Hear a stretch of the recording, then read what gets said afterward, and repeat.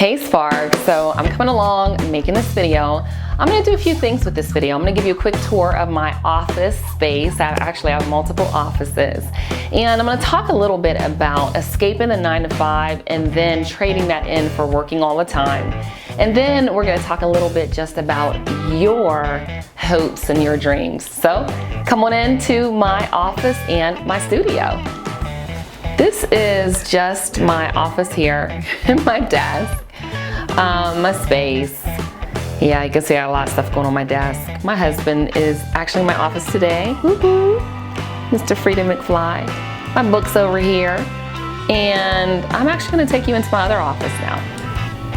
So I wanted to give you just a quick overview, of my office space. I have actually 3 offices in the suites where I'm at. And right now I am in my studio, and I'll tell you what, I wanted to talk about what it's really like to trade that 9 to 5 to work all the time. And I kind of didn't even think that up. I was having a conversation with someone that works for a company, and they're like, what are you doing for the 4th of July and weekend? I'm like, nothing really, no big plans. I just didn't have any big plans. I personally don't believe that 4th of July represents me culturally.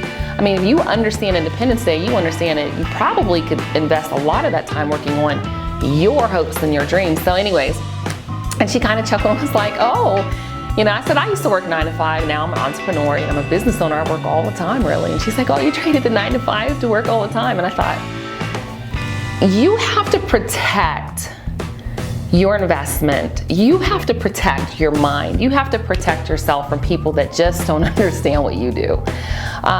Working all the time, when you're passionate about something, it doesn't feel like work. There's no true labor. It's more of a labor of love, but it's not intense. You don't hate it. I love coming into the office. I love it. It's the point sometimes where my family's like, are you coming home? So you want to make sure that you're around the right type of people. You also want to make sure that you're investing time in things that produce income.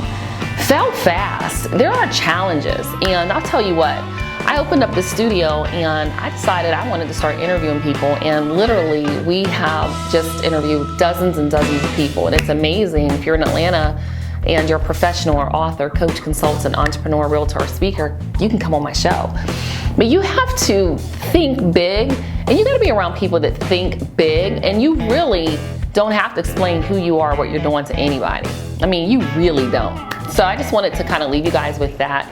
I do my best to come on and do these videos and answer these questions, but you know what? It really is about protecting yourself, protecting your mind, and understanding that everyone, and they don't mean any harm, but they just don't really have your best interest in mind because they're thinking about their own interest. And if they don't want to work for a weekend, they're wondering, well, why are you want to work for a weekend?